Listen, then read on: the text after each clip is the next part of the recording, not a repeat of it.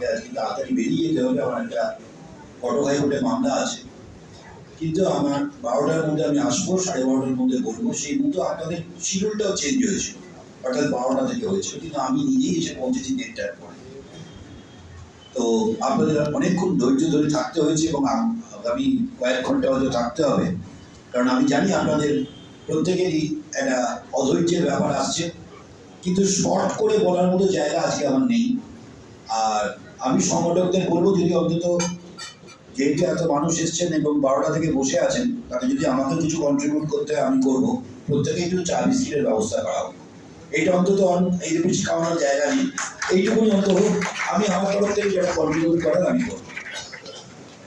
এবার আমি আসি আসল কথা। বাবলু যেটা দিয়ে শুরু শেষ করলো, আমি সেটা দিয়ে শুরু করছি। একদম সত্যি কথা, আমি নিজেও খুব হতাশ হয়ে গেছিলাম। আমার কাছে যখন অ্যাক্টিভিস্টের মানুষরা এসে জিজ্ঞাসা করতো, ফোন করতো, আসতো, এবং শুধু আসতো নয়, আমি বিভিন্ন কোর্টে যখন মামলা করতে গেছি,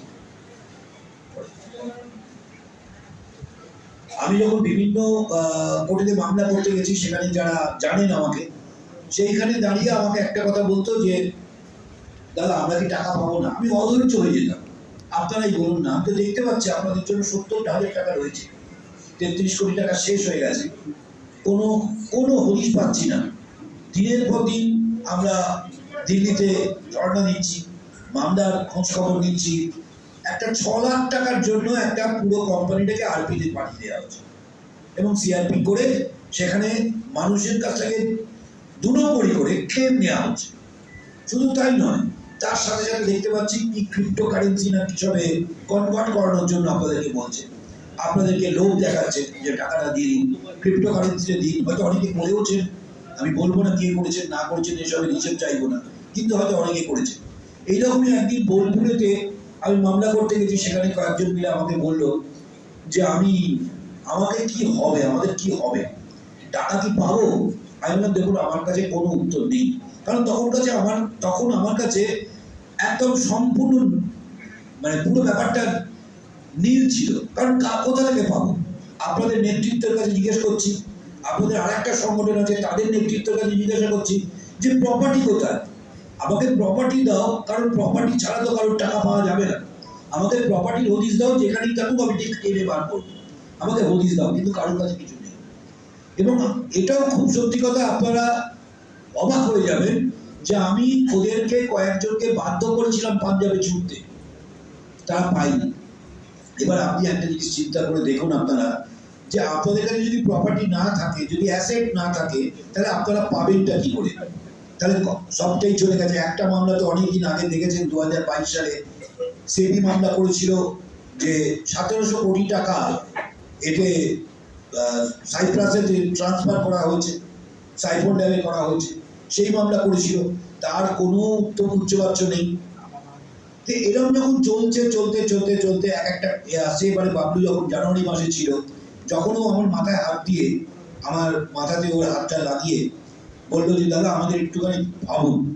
আমি কিন্তু সেদিকে খুব অসহায় ছিলাম, বাবার মতো অবকাশ আমার কাছে ছিল না, কারণ আমি জানতাম আমার কাছে সম্পূর্ণ ব্যাপারটা কালো জায়গার মধ্যে রয়েছে, আমি কোথা থেকে কি করবো।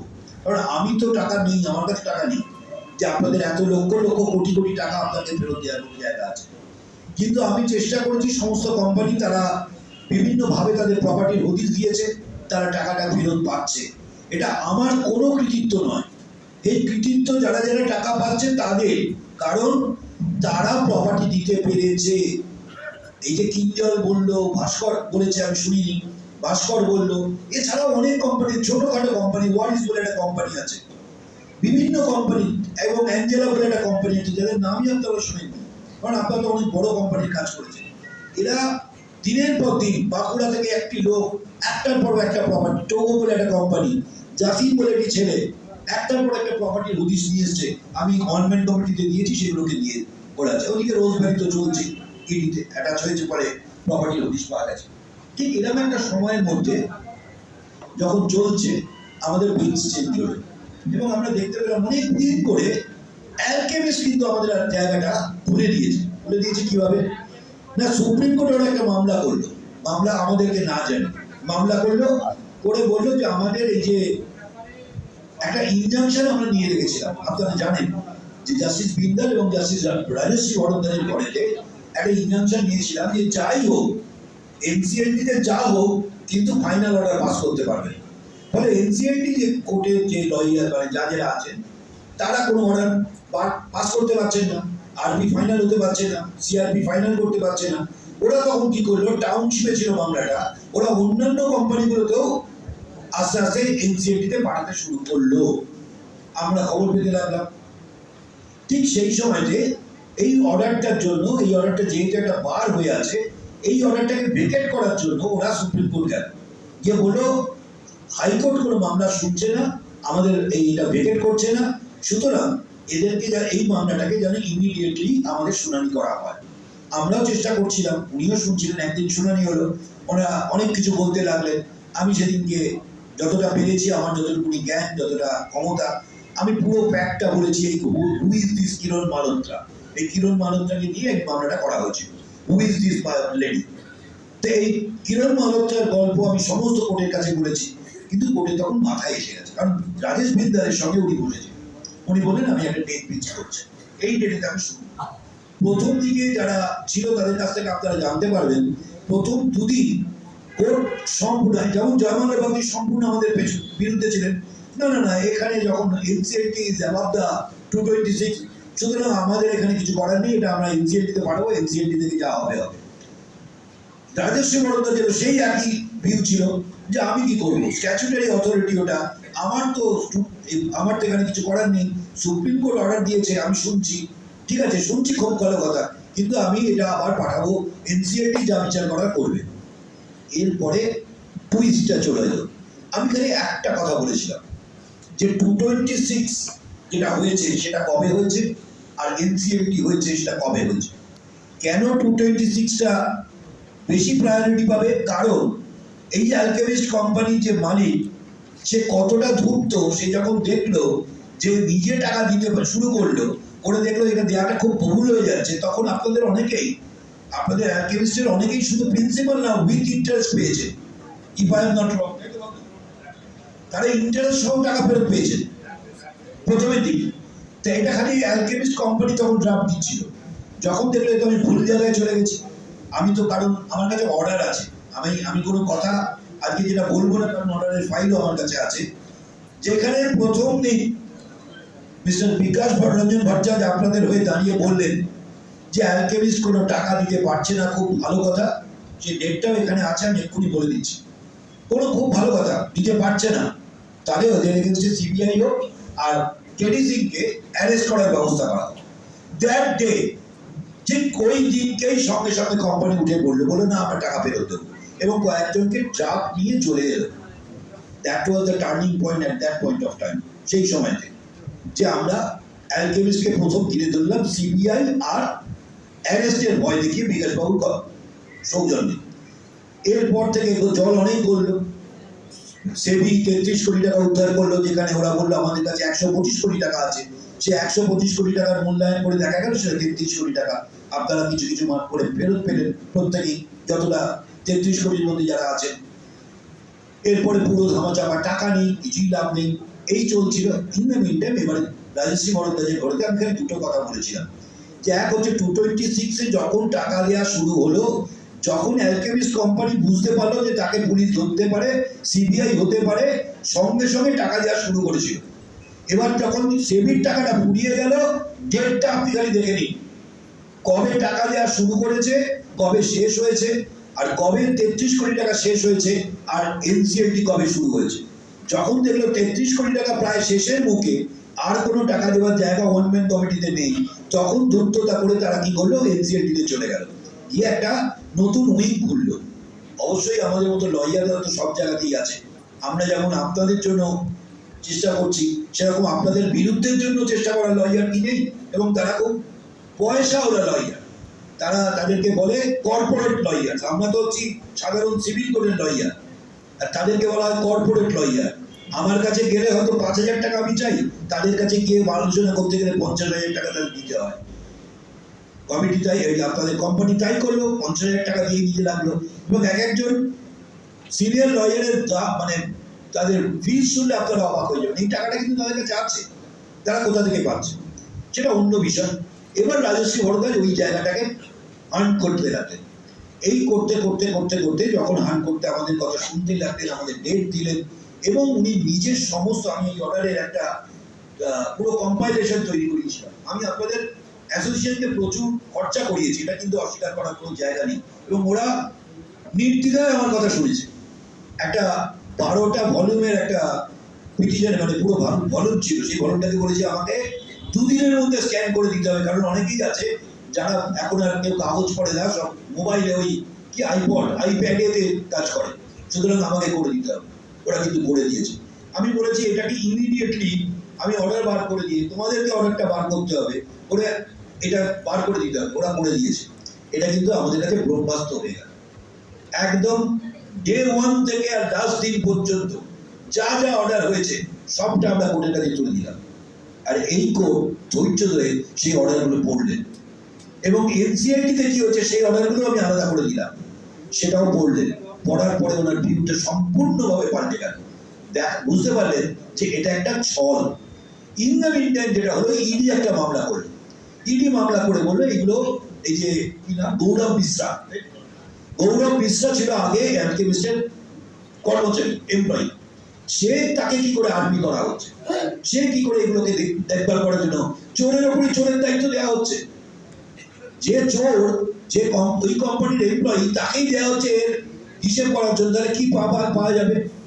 এনসিআরটি কিন্তু সেখানে জোরদার অর্ডার দিয়েছিল, সম্ভবত মে মাসের 2 তারিখ কি এরকম হবে, 3 ফেব্রুয়ারি, ডেটটা মনে নেই। তো তারা কিন্তু করেছিল। এবার সেই অর্ডারটা এগেন্স্ট ওরা এখন সুপ্রিম কোর্ট গেছে, সেখানে যা খুশি যাক, আমরা আমাদের পার্টি হওয়ার দরকার নেই, আমরা অন্য জায়গায় পার্টি হব। তার আঙ্গিকটা আমি আপনাদেরকে বলছি। সেটা হচ্ছে মামলা হিয়ারিং হলো, হওয়ার পরে আমি বলবো, অনেকে বলে এখানে যে 23শে ডিসেম্বর এমপিএস এর অর্ডারটা হচ্ছে, এমপিএস এর দুজন খুব অ্যাক্টিভ নেতা বসে আছেন, ওনারাও বলেন, মানে গর্ব করে বলেন, আমাদের অর্ডারটা হচ্ছে 23শে ডিসেম্বর 2023-এ, এই 2015 যে অর্ডার এমপিএস বিনারি ভার্সেস ভাস্কর দাশগুপ্ত, যে একটু আগে আপনাদেরকে বলে গেল, সেটা নাকি ঐতিহাসিক অর্ডার। আমি বলবো সেটা ঐতিহাসিক অর্ডার নয়। ঐতিহাসিক অর্ডার যদি হয়, সেটা হচ্ছে অ্যালকেমিস্টের অজয় দাসের অর্ডার। সেই ডেটটা হচ্ছে 24/3/2026। আপনারা কি অর্ডারটা পেয়েছেন? আমি একটা জিজ্ঞাসা করছি, হ্যাঁ কি না বলবেন। না আবার কি না, হ্যাঁ মানে হচ্ছে পাননি। আমি বলছি না আপনাদেরকে পেতে হবে, আপনারা চেষ্টা করবেন, ওয়েবসাইটে আছে। আর কাউকে আপনাদের পাড়া থেকে কাউকে বলবেন, এটা খুব 39 পাতার অর্ডার, আমরাও আশা করতে পারিনি এত বড় অর্ডার। আচ্ছা, এটা আপনাদের হোয়াটসঅ্যাপ গ্রুপে দেওয়া আছে, সেখান থেকেও ডাউনলোড করতে পারবেন। আমার আপনার কাছে পছন্দ হয়নি, আপনারা সেটা হোয়াটসঅ্যাপ থেকে দেখে নেবেন, পড়াটা দরকার আছে। বুঝতে না পারলে নিশ্চয়ই আপনার নেতৃত্বের কাছে জেনে নেবেন। এখানে যেটা আলোচনা আছে, আলোচনাটাতে একটা জিনিস পরিষ্কার আছে, সেটা হচ্ছে একদম পরিষ্কার করে দায়িত্বহীন ভাষায় বলে দিয়েছেন কোর্ট, এই কেডি সিং এবং তার যে সাম্যবাঙ্গ যে কোম্পানি, তারা সব চোর, ফ্রড, এবং তারা মানুষকে ঠকিয়েছিল। এর থেকে বড় কথা কিছু হয় না।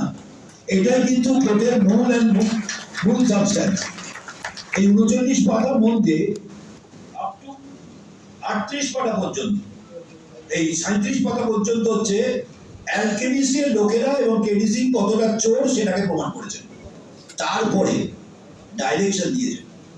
ডাইরেকশন গুলো শুনলে আপনারা অবাক হয়ে যাবেন। আমি যেহেতু অনেকে পড়েননি বা পড়ার সুযোগ পাননি, তাই জন্য আমি বলছি। এবারে হ্যাঁ, এইটার প্রসঙ্গে কি হলো, যখন এই মামলাটা উনি 24/3/2026 অর্ডারটা পাস করার আগে দুটো সংস্থাকে উনি ডেকে পাঠালেন, সেটা হচ্ছে ইডি আর একটা হচ্ছে সেবি। ইডি এসে বললো, হ্যাঁ আমরা অ্যালকেমিস্টের প্রচুর প্রপার্টি বাজেয়াপ্ত করেছি, এবং সেবিকে বলা হলো যে 2022 সালে যে সাইপ্রাসের জন্য, সাইপ্রাসের যে টাকাটা রিফান্ড মানে সাইফার করেছিল, সেবির অ্যাপ্লিকেশনের ভিত্তিতে যে অর্ডার হয়েছিল, সেই অর্ডারের ভিত্তিতে সিবিআই এর উপর যে ডাইরেকশন হয়েছিল যে এদের এগেনস্টে ইমিডিয়েটলি ব্যবস্থা নেওয়া হোক, তার কি করেছে? এই দুটো রিপোর্ট নিয়ে আমার কাছে আসুন। এই দুটো রিপোর্টের মধ্যে ইডি তার রিপোর্ট দিল, সেই রিপোর্টটা আগে আমি আপনাদেরকে শোনাবো, শোনানোর পরে আমি অর্ডারটাতে যাব।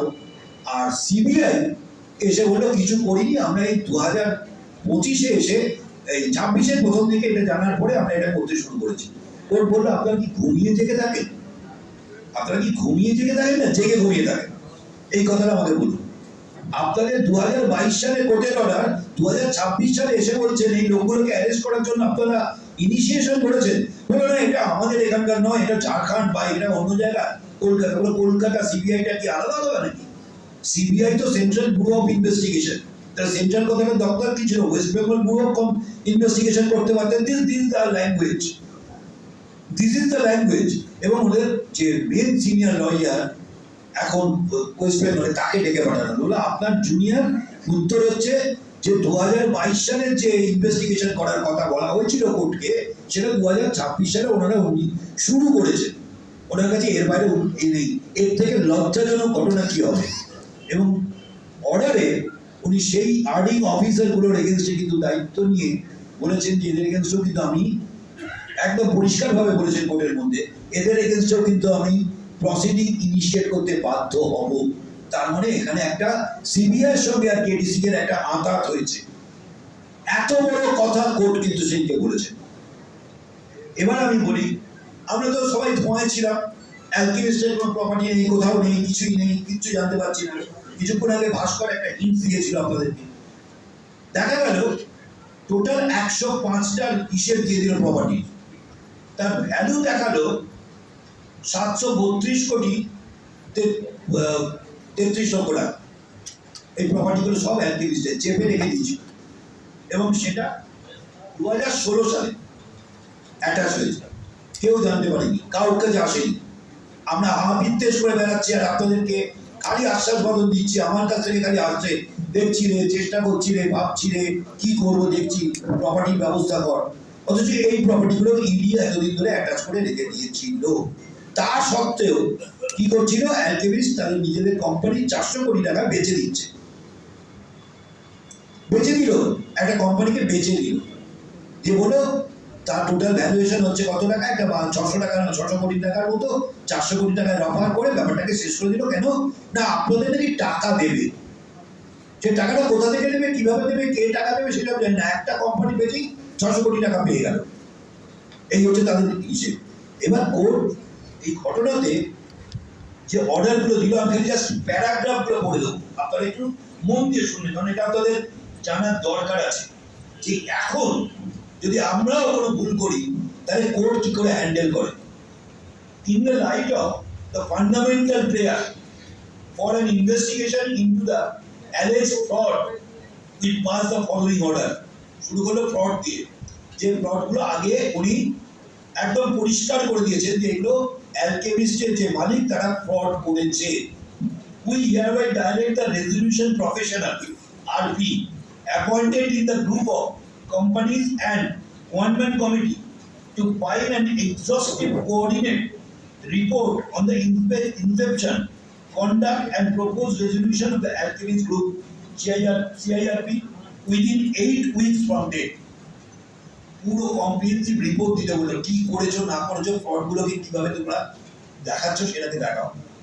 CBI specifically directed to file a report on the malicious inception of the CIRP via Technology Park Limited and to determine the documents nexus between promoter and the petitioner's creditor, petitioning creditor. Since the CBI is already seized of Alchemist Group investigation, the agency is directed to file a report explaining why responsible officers failed to take adequate steps to halt the movement of $1,000 million. The report must further clarify whether any officer of the CBI were involved in this alleged laundering machine. মানে এত বড় কথা CBI এগেন্সটে বলার মতো বুকের পাটা লাগে।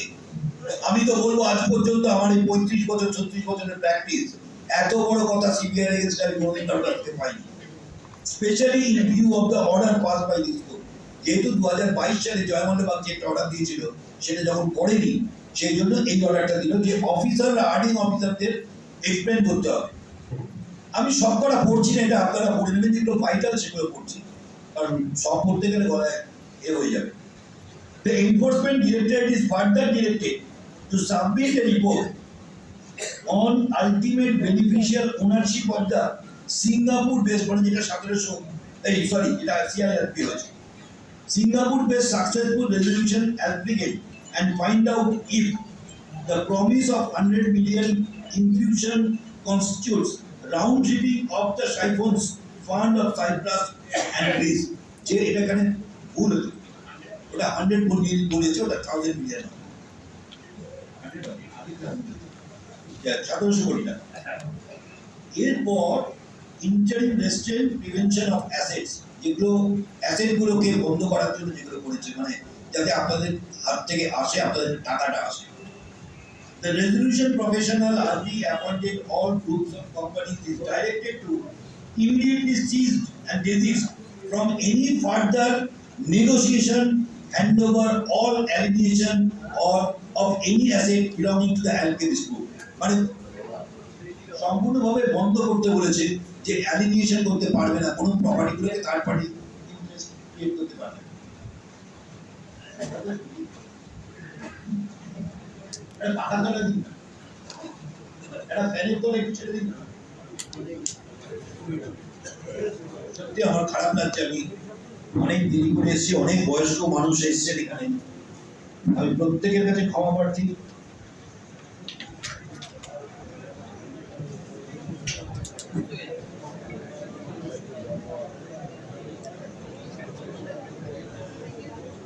এর পরেরটা খুব ইম্পর্টেন্ট, তাই আপনাদেরকে একটু কনসেন্ট্রেট দিয়ে বলবো। In view of this court's order dated December 21, 2017, the resolution professional RP in the Alchemist Township is directed to deposit all original title deeds and records pertaining to all 242 acres of Madhya Pradesh and Panchkula assets with the Justice SP Talukdar Committee. আপনাদের মনে পড়ছে এই মধ্যপ্রদেশ আর পাঁচকুলার ব্যাপারটা, যেখানে আপনাদেরকে টাউনশিপেতে convert করা হলো, হয়ে বললো আমার প্রপার্টি আছে, আমরা তো কেউ জানতেও পারছিল না হঠাৎ পাঁচকুলা কোথায় কি, সেটা অ্যাকচুয়ালি দেখা গেল মধ্যপ্রদেশ আর পাঁচকুলাতে প্রপার্টি আছে। সেই প্রপার্টির পুরো দলিল ট্রান্সফার করতে বলেছে উইদিন 3 উইকস ফ্রম দেয়ার। এর থেকে ভালো আর কি হতে পারে? এইরকম প্রত্যেকটা রন্ধে রন্ধে দেখা যাচ্ছে এই অর্ডারটা হয়েছে। এবং আপনাদের আনন্দের বিষয় যে এই অর্ডারটা যখন একদম ডাইরেক্টিভ অর্ডার হয়েছে এবং প্রত্যেকটার উপরে ডিরেকশন দিয়েছে, আমরাও তো চুপ করে বসে থাকবো না, এই অর্ডারটাকে তো কমিউনিকেট করার দরকার আছে। না ওরা বলবো আমরা তো জানি না, আমরা ছিলাম না, দিদিও ছিল। আমরা যখন করেছি ঠিক সেই রকম আবার আপনাদের যে নেতৃত্ব, তাদের একটা মানে আমি কি বলবো, ধন্যবাদ ছাড়া দেবো না, আমি ওদেরকে কৃতজ্ঞ বলবো, কৃতজ্ঞতা জ্ঞাপন করবো। সেটা হচ্ছে এদের প্রত্যেকের এই যে ধরুন সিআইআরপি, তারপরে আমাদের অ্যালকেমিস্টের যে এত গ্রুপ ছিল, এদেরকে তো কমিউনিকেট করতে হবে। কমিটি থেকে আমাকে বলা হলো যে সুভাষবাবু আপনি কি একটুখানি ইমেল অ্যাড্রেসগুলো এবং অ্যাড্রেসগুলো একটু দিতে পারবেন? অ্যাড্রেস তো দেওয়া সম্ভব না, এখন আর অ্যাড্রেসের যুগও নেই। আমি বাবলুকে ফোন করেছিলাম যে বাবলু আমার এটা চাই, আজকে রাতের মধ্যে চাই। বিশ্বাস করবেন না, 2 ঘন্টা টাইম দিয়েছে, 2 ঘন্টার মধ্যে সমস্ত অ্যাড্রেস আমার কাছে পাঠিয়েছে সব। সেই জন্য আমি বলবো যে এটা জন্য বাবুকে হওয়া উচিত, এত বড় কাজ। হ্যাঁ, সঙ্গে মনীষ মুখার্জি, ও এই দুজনেই কিন্তু এত ভালো অ্যাক্টিভিটি কাজ করেছে প্রথম দিন থেকে, যে এর থেকে মানে কি বলবো, মানে আমি অন্যান্য কোম্পানি থেকেও অ্যালকেমিস্টের এই নেতৃত্বটাকে, একজনকে ভুল বলছে ওকে খুব গালাগালি করি, ধ্রুব কিন্তু যতই গালাগালি কাম, রাত্রি 9:30 হোক, 10টা হোক, 7টা হোক, আর যতক্ষণ না আমার কাছ থেকে কাজটা বার করে নিয়ে যাবে, তো যত রাত্রি হোক বসে থাকে, আমি কাজটা দিই তারপর যাবো। এই ধ্রুব কিন্তু একটা ছেলে, একদম লড়কু ছেলের প্রতি তাহলে। এবার অর্ডারটা তো হলো, যেটা ভাস্কর বলেছে, অর্ডারটা কিন্তু ধরে রাখতে হবে। তার জন্য দুটো রাস্তা আছে। একটা হচ্ছে ওদের সামনেই সেদিনকে বোধহয় আমি অ্যালকেমিস্টের যারা যিনি আদার সাইড, আমার আপনাদের যারা আদার সাইড প্রফেশনালি তো আমরা সবাই বন্ধু, যখন কোর্টে মামলা করি ঝগড়া করি কোর্ট থেকে বেরিয়ে এসে at the end of the day তারা আমার বন্ধু অতীশ ঘোষ যে অ্যালকেমিস্টের হয়ে লড়াই করছে, তাকে ফোন করেছে যে হ্যাঁ তুই কি এসএলপি করছিস, কারণ আমার ধরুন যেটা আমরা করবো ক্যাভিয়েট করবো তার জন্য তো টাকা লাগবে, সেই টাকাটাও তো আপনাদেরকে খরচা করতে হবে। তো সেই খরচাটা যদি বাঁচে যদি না করে তো পরিষ্কার ভাষা করে তোকে বলবো কেন, আমার ক্লায়েন্ট আমাকে বলে করবে করবে, না করবে না করবে। তো আমরা ক্যাভিয়েট করে রেখেছি, অলরেডি ক্যাভিয়েট হয়ে গেছে, অজয়দা দিয়েছিলেন, গিয়ে গত সোমবার দিন আমার কাছে গিয়েছিলেন, গিয়ে আমরা ক্যাভিয়েট ফাইল হয়ে গেছে। সুতরাং এখন এক্সপার্টি অর্ডার পাবেন, কিন্তু এই মামলাটা আসছে বোধহয় সম্ভবত 12ই মে, সরি এই 12ই মেতে কিন্তু আমাদেরও কিছু কাজ আছে। সেই কাজগুলো হচ্ছে যে এই যে অর্ডারটা হয়েছে আমরা কমিউনিকেশন করেছি কিনা, তারা ঠিক মতো রিপোর্ট দিল কিনা, বা তাদের রিপোর্ট আমাদের কাছে এলো কিনা, ইডি কতটা কি করলো, এর সমস্ত একটা রাস্তা আমাদেরকে তৈরি করে দিয়ে কোর্টের কাছে রিপোর্ট ফাইল করতে হবে। যদিও আমাদের কাছে ডাইরেকশন নেই, বাট আমরা মনে করি, একজন লয়ার হিসেবে মনে করি, আমরা যেমন এইটা স্পাইরাল বাইন্ডিং করে কোর্টের কাছে দিয়েছিলাম, সেই রকম দিতে কোর্টের সুবিধা হয়েছিল, সেরকম সুবিধাজনক যা যাগুলো করার আছে সেগুলো আমাদের করার দরকার আছে। আর তার সাথে সাথে যেটা করার আছে, যেটা ভাস্কর আপনাদেরকে বলে গেল, ও হয়তো 10% বলেছে কি 20% বলেছে কি 50% বলেছে, আমি বলবো না, 238 নম্বর ঘরেতে পুলিশ প্রোটেকশন করার ব্যবস্থা আপনারা করুন, যেটা একসময় এমপিএস করত, সেটা যে কোর্টে ঢুকতে দেওয়া যাবে না। এত লোক যাবেন যে 238 যেখানে হয়, আমার চেম্বারে যাওয়ার দরকার নেই, আমার চেম্বারে যে ব্যাগ যাবে সেই ব্যাগটা যে কেউ দুজন নিয়ে যাবে, আপনারা সরাসরি 238 নম্বর ঘরে চলে যাবেন। এবং আজকের যে এই যত মানুষ এসছে, আমি বলবো 90 কেন 100% লোক যেন সেদিকে করে যায়, কোর্ট যেন বাধ্য হয় আমাকে বলতে, মিস্টার চক্রবর্তী আপনি আপনার লোকেদের বাইরে বার করুন, যেটা আমাকে আগেও শুনতে হয়েছে, আমি করেছি, প্রত্যেককে বলেছে, ওদেরও হয়েছে, একদম হয়নি তা নয়। মানুষ যত যাবে, মানুষের ক্রাই যত বেশি কোর্টের কাছে যাবে, কোর্ট কিন্তু তত বেশি করে আপনাদের ফেভারে থাকবে। আর এই কোর্টটা কিন্তু সেই কোর্ট। এই কোর্টের একটাই কথা হচ্ছে, আমি আপনাকে ছোট্ট একটা কথা বলে বলছি, রোজভ্যালিতে একটা ব্যাপার হলো, ওয়েবল একটা ওই সমস্ত ভ্যালিডেশনের দায়িত্ব ছিল রোজভ্যালি সরকারের, আমি বলবো না কারোর নাম, কিন্তু আমাদের মানে হঠাৎ করে মনে হলো, আমাদের যিনি চেয়ারম্যান ওখানকার, তার মনে হলো না না ওয়েবেলকে দিয়ে ঠিক চলছে না, ইডি 582 কোটি টাকা দিয়েছে, তার জন্য ছবি তুলেছি আমি, কোন একজন বড় নেতৃত্ব, ভারতবর্ষের মহান নেতৃত্বের সামনে দাঁড়িয়ে আমি ছবি তুলেছি, মনে হলো সেন্ট্রাল গভর্নমেন্ট রোজভ্যালিকে কিনে নেবে। আমি এটা কোনো রাজনীতির কথা বলছি, ঠিক সেরকম ভাবে কোর্টের কাছ থেকে পারমিশন নিয়ে একটা বোম্বের কোম্পানির সঙ্গে এগ্রিমেন্ট করে ফেললেন যে তারা এআই করবে, এবং 10 কোটি টাকা প্রথমে ইনিশিয়েশন জমা দিতে হবে, এবং প্রতি মাসে মাসে করে প্রায় টোটাল দাঁড়িয়ে আছে 36 কোটি টাকা, এক্সট্রা মানি। ওরা এটা নিয়ে সুপ্রিম কোর্ট গেল, সুপ্রিম কোর্টে ইডি সেটাকে সাপোর্ট করছে, যদি ইডি সাপোর্ট করার কথা নয়, ইডি ক্যান 26 করে এটাকে সাপোর্ট করা শুরু করবে, বলে না এটা করার দরকার আছে, কারণ তা না হলে মানুষগুলো 20 বছর পরে টাকা পাবে, আর আমরা সেটা এখানে 2 বছরের মধ্যে দিয়ে দেবো। তো আমরা অপোজ করতে গেলাম সুপ্রিম কোর্ট বলে ভাই এটা তো হাইকোর্টের ম্যাটার, তোমরা হাইকোর্টে গিয়ে অ্যাজিটেট করো, সুপ্রিম কোর্টে কেন এসছো? এই ওনাদের যে অ্যাডিশনাল সলিসিটর জেনারেল আছেন, তিনি তাকে তো মানে যাচ্ছেতাই ভাবে ডিসমিস করার জায়গায় চলে গেলেন, যাচ্ছেতাই ভাবে বললেন, উনি কেঁদে কোকিয়ে কোনো মতে ওটাকে আবার লিবার্টি নিয়ে দিলেন। এবার এলো এসে আমরা অ্যাজিটেট করছি, কোর্টও বলছে, আমার একটাই কথা যে আমি কোনোভাবে ডিপোজিটারদের টাকাতে হাত দেবো না, কিন্তু এখানে একটা ফ্যালাসি আছে। এই যে কমিটিটা, রোজভ্যালি কমিটিটা, দেখবেন এরা তাদের যে হোটেলগুলো ছিল, হোটেলগুলো চালায় কাকে দিয়ে না, রোজভ্যালিরই একটা sister concern chocolate group of company, তাদেরকে দিয়ে চালায়। এবার 118 নম্বর মিনিটসে তারা বললো, এই চেয়ারম্যান বললেন যে এখানেও তো অনেকে রোজভ্যালিও আছেন, আমার মনে হয় আছেন, তারা তাদের জন্য এটা কাজে লাগে।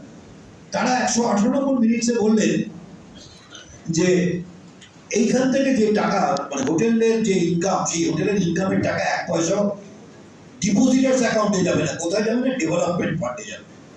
এবং টুইনদে এই চকলেট যিনি চালান তার যে ফান্ড আছে ডেভেলপমেন্ট ফান্ড চকলেটের জন্য, সেখানে চলে যাবে।